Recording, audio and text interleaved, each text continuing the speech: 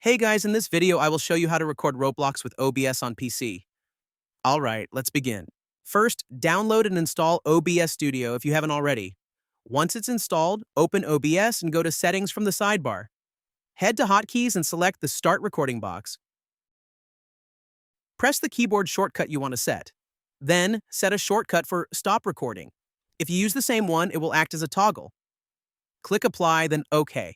Next, go to the Scenes dock and click the plus icon to create a new scene. Name it Roblox or Recording. Then, go to Sources and click the plus icon. Choose Display Capture, Game Capture, or Window Capture. Display Capture records your entire screen, while Game or Window Capture only records Roblox. If Game Capture doesn't work, use Display or Window Capture. Name your source, click OK, and select your display or Roblox window. Now open Roblox and press your recording hotkey to start. So that's basically how you can record Roblox with OBS on PC. That's it for this video. Thanks.